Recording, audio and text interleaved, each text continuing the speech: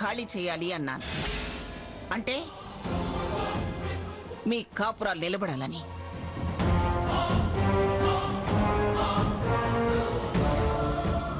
కూల్చాలని కాదు. నయానో భయాన్నో మిమ్మల్ని అత్తారింటికి తీసుకెళ్లాలని ఆరాటం. అంతే తప్ప నాకు మరో ఆలోచన లేదు. పిచ్చిదానా, మనుషుల మీద ఆపేక్ష పట్టం నీకు తప్పనిపిస్తుందా? గద్దరిదానా, మొగుడిని వదిలేసి స్వాతంత్రం సంబరం అంటూ ఏం పావుకుంటావే? గయ్యాళిదానా, బుద్ధి జ్ఞానం లేకుండా నువ్వు మూర్ఖంగా మొండిగా ప్రవర్తిస్తుంటే ఇబ్బంది పడితే అన్నా దిగి దారిలోకి వస్తావనుకున్నాను. చివరికి భార్యని ప్రాణం కన్నా మిన్నగా ప్రేమించే రఘురాం చేత కూడా నువ్వు నీ చెల్లెల్ని తీసుకుని కాపురానికి వచ్చేదాకా నువ్వు రావద్దని సీతననేలా చేశాను.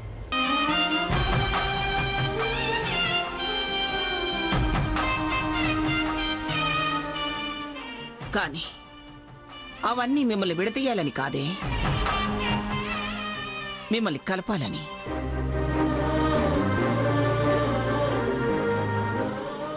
నీ తల తిక్కతనం ఏ విషయం నన్ను అర్థం చేసుకునేలా చేయనివ్వలేదు.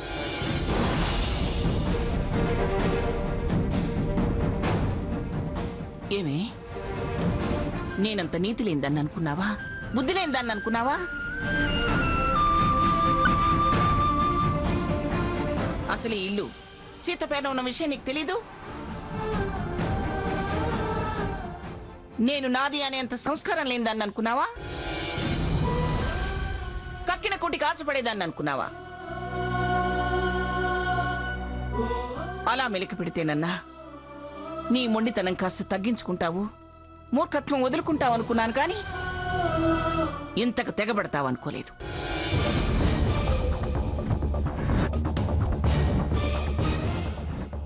ఏమే పిచ్చిదానా, పంతాలకు పోయి పసివాణ్ణి తండ్రి లేని పిల్లాళ్ళ పెంచాలనుకునే నువ్వే మనిషివే?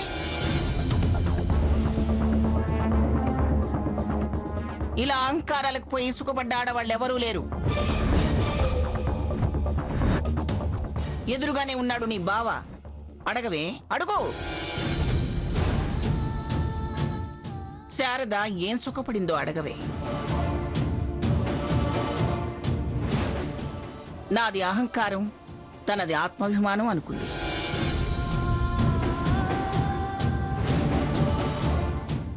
చివరికి నా వాళ్ళు అంటూ పరితపించిపోయింది.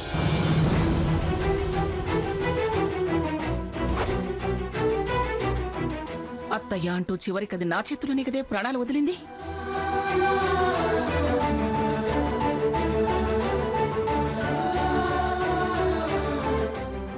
ఎంత మదన పడిందో, ఎంత ఆరాట పడిందో నువ్వు చూసావుగా.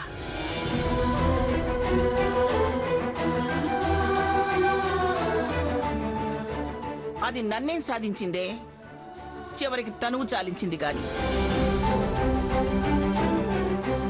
నీ బతుకుతో పాటు నీ కోసం బతికే వాళ్ళందరి బతుకులు నాశనం చేయకో. ఛీ, వేధవ 15 లక్షలకు ఆశపడేదాన్ని కాదు నేను. నా కంపెనీలో పనిచేసే పని వాళ్ళ నెల జీతాలకు సరిపోవే.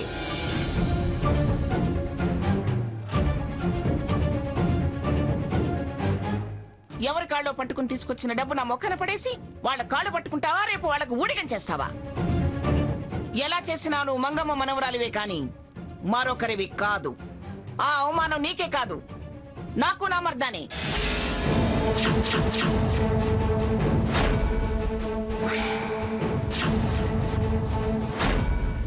నా కొడుకు అంటున్నావే, రేపు వాడికి తలవంపులే.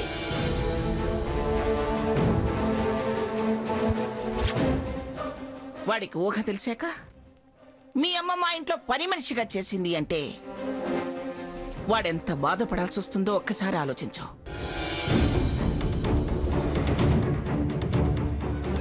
ఇవాల్టిని తల బిరిసే రేపు తల వంచుకొనేలా చేస్తుంది.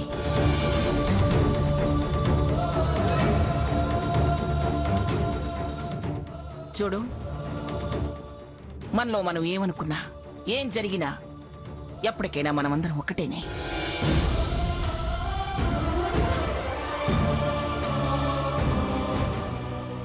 పరాయి వాళ్ళు మన వాళ్ళు ఎప్పటికీ కారు. చేసింది చాలు, వచ్చి కారెక్కు. వినవే, అంత దుర్మార్గం ఇంత దుర్మార్గం అన్నావు కదా, వారి మనసులో మాట చెప్పారు విన్నావు కదా. ఇంత చేసినా అంత పెద్ద మనసుతో రమ్మని పిలుస్తున్నారు పిన్ని గారు. తప్పు నువ్వు చేసినా తప్పనకుండా తానుగా నిన్ను కాపురానికి రమ్మంటున్నారు.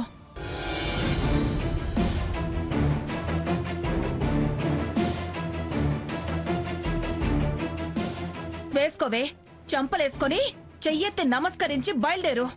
అమ్మా సావిత్రి, నువ్వు పిచ్చి తల్లివి. ఆవిడ గారు అందితే జుట్టు, అందకపోతే కాళ్ళు. అవకాశం వస్తే పీక పట్టుకునే మహిళా రత్నం.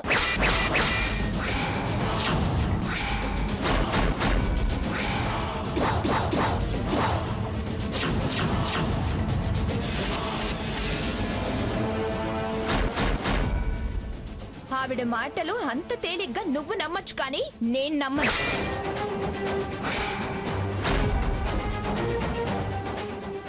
తనే అంది, చూసావుగా.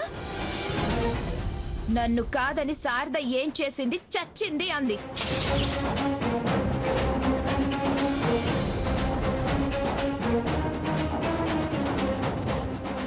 అంతేకాని తన మరణం నన్ను కదిలించింది, కరిగించింది అనలేదు.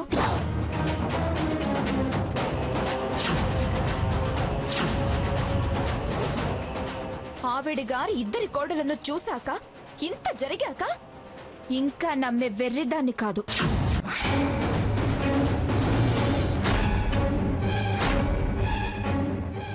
డబ్బు ఇవ్వగలిగే పరిస్థితికి వచ్చాను కాబట్టి ప్లేట్ ఫిరాయించింది. లేకపోతే నేను తప్పైంది క్షమించండి అమ్మమ్మ అంటే వంచిన నా తల జుట్టు తన పిడికిట్లోకి తీసుకొని వాళ్ళింటి దాకా ఈడ్చుకెళ్లేది.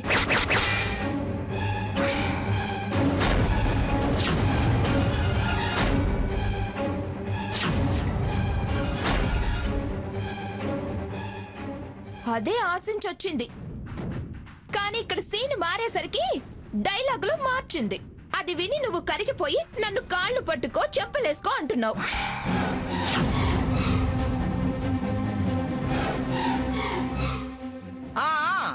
నువ్వు పెద్ద టాటా బిర్లా కూతురు అని. ఆవిడ గారిని పిఠాపురం మంగమ్మ గారు అని పిలుస్తారు, కానీ పిడివాట మంగమ్మ గారు. వారు అంత తేలిగ్గా మారతారనుకోవటం కల్లా.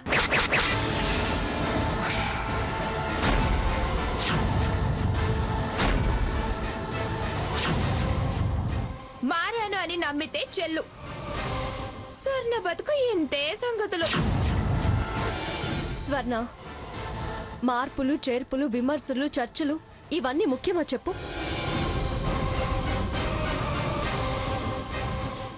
వారి కండిషన్ వారే విత్డ్రా చేసుకుంటాను అంటున్నారుగా, ఇంకా ఎందుకీ పంతాలు? అక్క, నీకు బావంటే ప్రాణం, కానీ బావకిప్పుడు వాళ్ళ నాన్నమ్మంటే తీపి.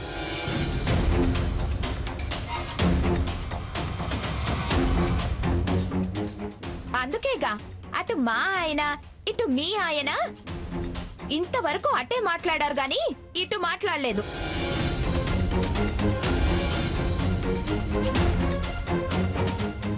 ఈవిడ గారిని తాతయ్య గారే ఎదిరించలేదు, ఇంకా వాళ్లే ఎదిరిస్తారు.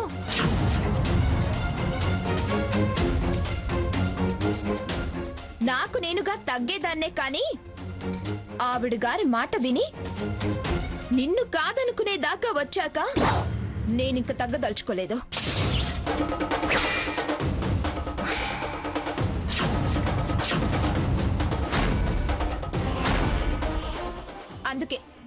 అందుకే డబ్బు ప్రయత్నమే చేశాను, కానీ మనసు మార్చుకోదలుచుకోలేదు.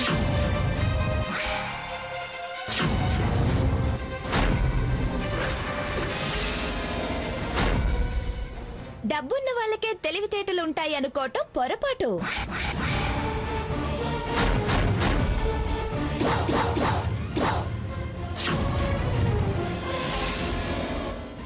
వారి మనసేంటో ఆలోచనలేంటో నేను బాగా అర్థం చేసుకున్నాను కాబట్టి ఈ నిర్ణయానికి వచ్చాను. ఏంటే నిర్ణయం నిర్ణయం అంటావు? కన్నవాళ్ళగా మేం చెప్తున్నాం, వెళ్ళు. కాదనుకొని బయటికన్నా వెళ్తాను కానీ ఆ ఇంటికి వెళ్ళను కాక వెళ్ళను.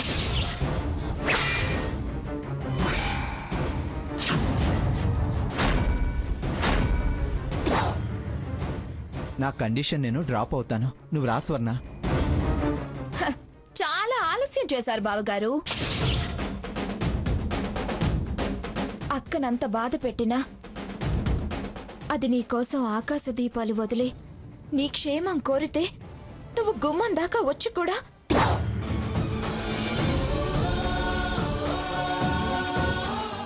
జున్ను నీ చేత్తో ఇవ్వకుండా వెళ్ళిన వాడివి నేను డ్రాప్ అవుతున్నా అనగానే నేను నా డెసిషన్ ని విత్డ్రా చేసుకోలేను.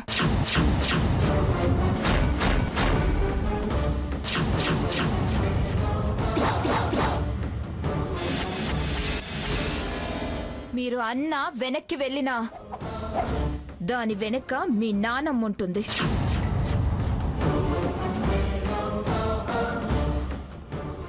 కానీ నీ నిర్ణయం ఏదైనా నేను తీసుకునే దాంట్లో మార్పు ఉండదు.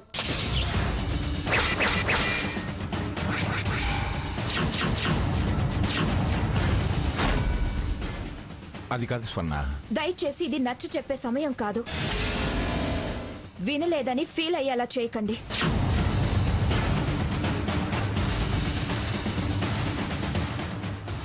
ఇదే నీ ఆఖరి నిర్ణయమా? అదేగా మీరొచ్చినప్పటి నుంచి చెప్పేది.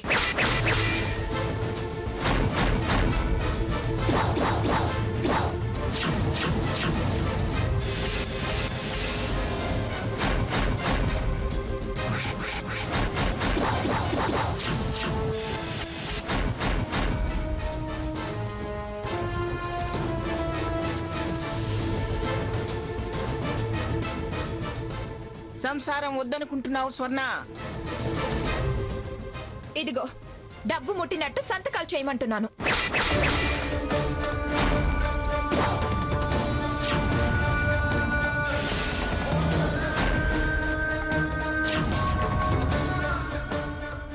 సాక్షులుగా ఉంటారని వీళ్ళందరినీ పిలిచా.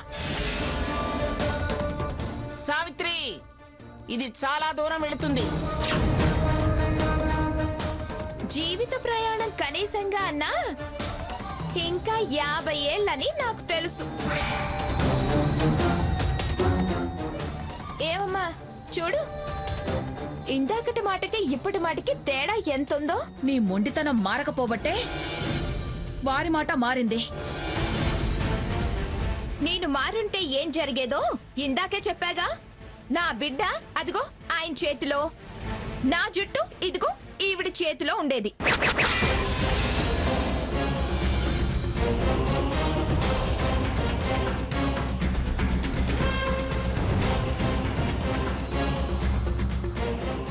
డబ్బు ముట్టింది ఈ ఇంటి మీద నాకు హక్కు అధికారం లేవని ఈ కాగితం మీద సంతకాలు చేసి డబ్బు తీసుకెళ్ళండి.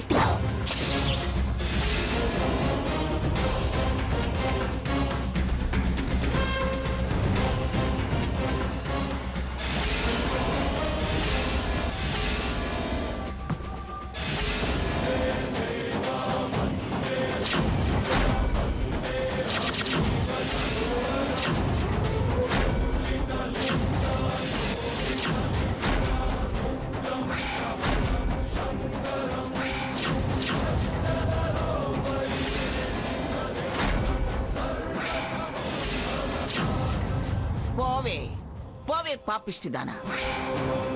ఛీ! ఎవడకు కావాలి డబ్బు? నీ పాపిష్టి డబ్బు.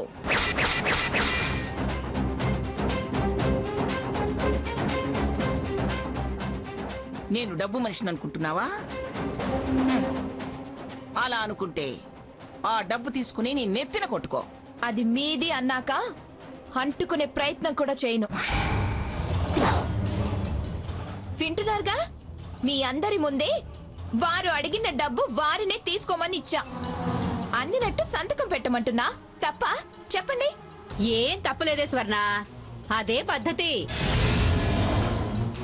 నోరు మొయ్యమే తలకు మాసిందానా. నువ్వేదో పద్ధతి గల దానిలాగా అది పద్ధతి అంటున్నావు. చూడవే, ఎందులోనూ ఏమీ కాలేదు. ఈ గోడ మీద గొబ్బెమ్మ కూడా నోరు తెరిచి మాట్లాడుతుంది.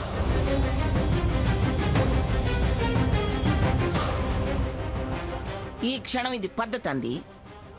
రేపదే నిన్ను మూతి 30 వంకర్లు తిప్పుతో నిన్నెక్కిరించకపోతే చూడు. నీ బతుకును చూసి జనం ఎక్కిరించకపోతే చూడు. శభాష్ అని నిన్నెవరు మెచ్చుకున్నా ఇక్కడే నీ ముందే నీ మొగుడి చేత గుంజళ్ళు తీయిస్తా.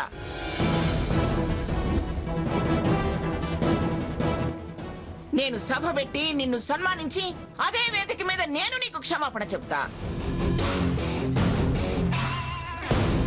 బతుకువే, బతుకు. కానీ ఎక్కడా నా పేరు గాని నాతో చుట్టరికం గాని బయటపడినివ్వకుండా బతుకు.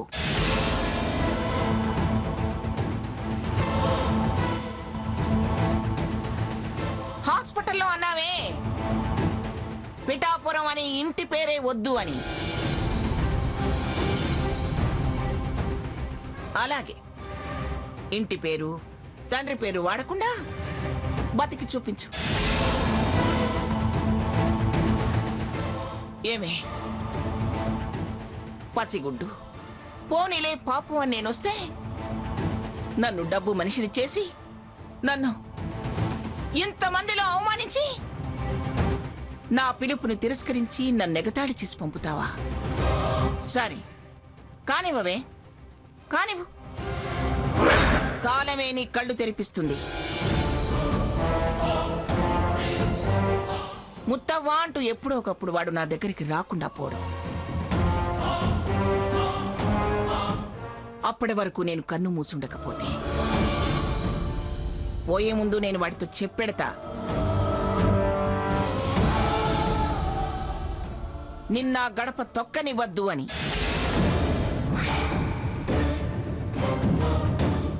ఈ పిఠాపురం మంగమ్మని జీవితంలో ఇంత పరాభవించిన వాళ్ళు ఎవరూ లేరు.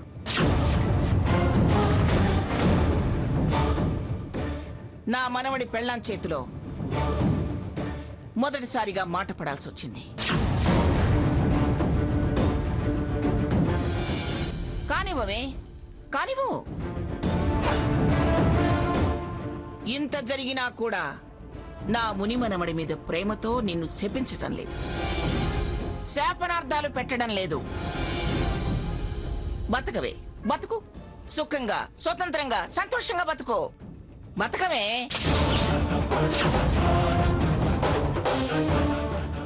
సాధించానన్న గర్వంతో బతుకు.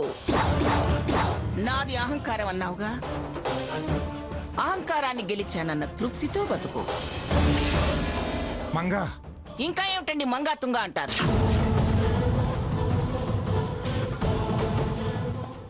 పిల్లకాకి పిడుగులు పడేంత మాటలు మాట్లాడుతుంటే వాడిన ముఖాలేసుకుని ఇంకా బతిమలట్టం ఎందుకు దాన్ని?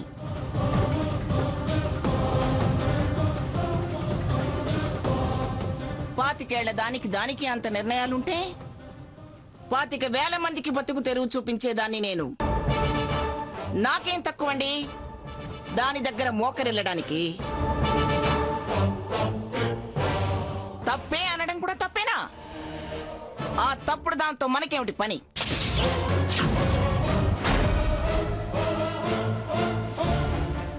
బతకనివ్వండి. దాని బతుకు అది తగలేసుకుంటుంటే నిలబడి చూడాల్సిన అవసరం లేదు. పదండి. అమ్మమ్మ గారు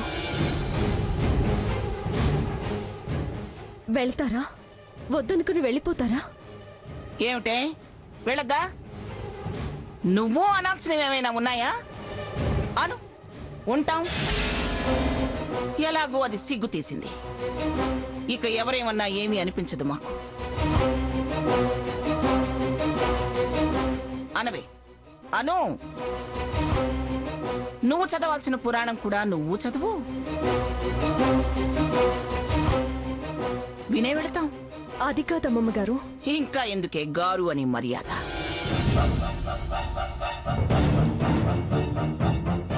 మంగమ్మ అనో, మంగి అనో,